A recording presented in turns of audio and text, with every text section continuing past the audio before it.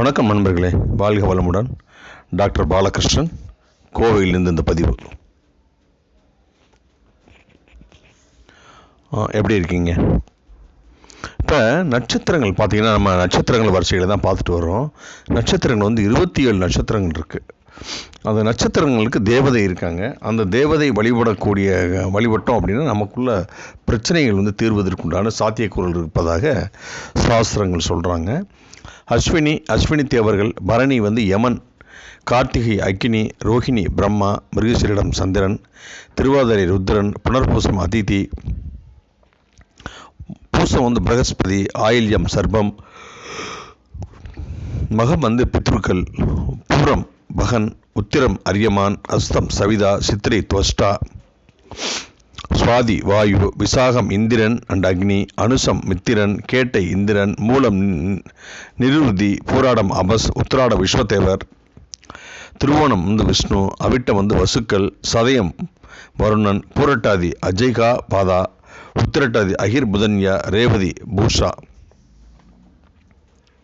இப்போ பார்த்திங்கன்னா இந்த நட்சத்திரங்களோட தேவதைகள் இவங்கெல்லாம் இதெல்லாம் வழிபடணும் அப்படின்னு சாஸ்திரங்கள் சொல்லுதுங்க.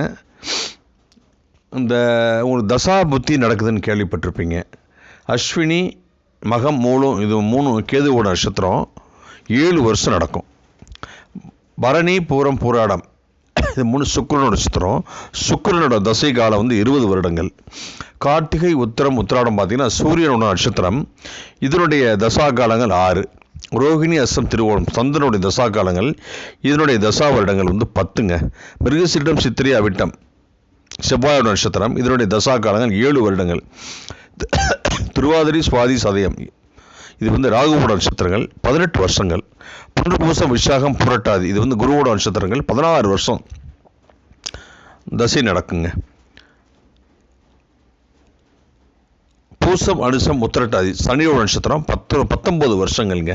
ஆயில்யம் கேட்டை ரேவதி பார்த்தீங்கன்னா புதனோட தசை 17 வருஷங்கள் நம்ம வந்து லைக்கும். மொத்தம் 120 வருடங்கள்ங்க. இதைத்தான் நம்ம விம்சோத்ரி தசா அப்படின்னு வந்து நம்ம வந்து சொல்கிறோங்க. இப்போ ஒவ்வொரு நட்சத்திரத்தினுடைய பிறந்தவருடைய தன்மை எப்படி இருக்குன்னு பார்க்கலாங்க.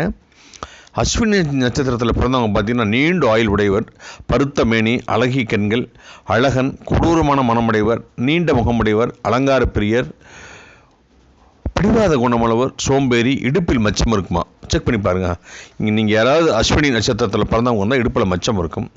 பரணி நட்சத்திரத்தில் பிறந்தவங்க தன்மை அழகிய முகமுடையவர், நீண்ட ஆயுள், நல்ல உணவு உட்கொள்பவர், சாஸ்திரங்கள் இருந்தவர், பெண்கள் எடுத்து அன்புடையவர். ஆனால் பரணி வந்து சுக்கிர நட்சத்திரம்ல, அப்போ பொம்பளை மேலே பாசம் நிறைய இருக்கும்ல. தொப்புளில் மச்சம் உடையவர், சிவந்த கண்கள் மற்றும் நீண்ட கேசத்தை உடையவர், கடுமையான தூக்கத்தை உடையவர். செக் பண்ணி பாருங்கள். கார்த்திகை நட்சத்திரத்தில் பிறந்தவர் தன்மை புகழ் பெற்றவர், அதிகமாக உண்பவர், பெண்களிடம் ஆசை உள்ளவர், தானே செல்வத்தை சேர்ப்பவர், துயரப்படுபவர், வெண்மையான கேசங்களுடையவர், இடது பக்கத்தில் மச்சம் உள்ளவரா. இதெல்லாம் நீங்கள் வந்து செக் பண்ணி பாருங்கள். ரோஹிணி நட்சத்திரத்தில் பிறந்தவர் தன்மை அழகானவர், சந்திரனோட சந்திரன் அழகாக இருக்கும், சாமர்த்தியசாலி, கூர்மையான அறிவுடையவர், தானியங்கள் உடையவர், விதவிதமான ஆடை அணிவதில் விருப்பமுடையவர், கண்ணோயுடையவர், மாமனுக்கு பகையாவார். மிருகசீரிடம் நட்சத்திரத்தில் பிறந்தவர்கள் தன்மை எப்பொழுதும் உற்சாகம். மிருகசீரிடம் வந்து செவ்வாயோட நட்சத்திரம் சுறுசுறுன்னு இருப்பாங்க.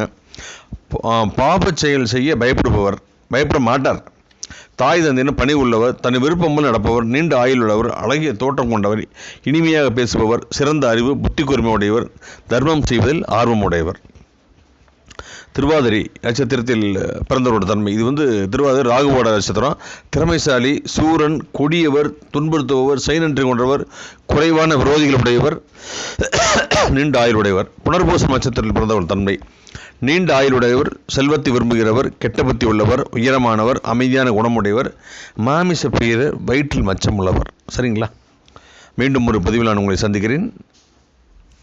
என்னுடைய சேனல் ஆஸ்ட்ரோஃபின் சேனல் சப்ஸ்கிரைப் பண்ணுங்கள், ஷேர் பண்ணுங்கள், பக்கத்தில் உள்ள பெல் பட்டனை ப்ரெஸ் பண்ணுங்கள். என்னுடைய அடுத்தடுத்த பதிவுகள் வந்து உங்களுக்கு வந்து சேரும்.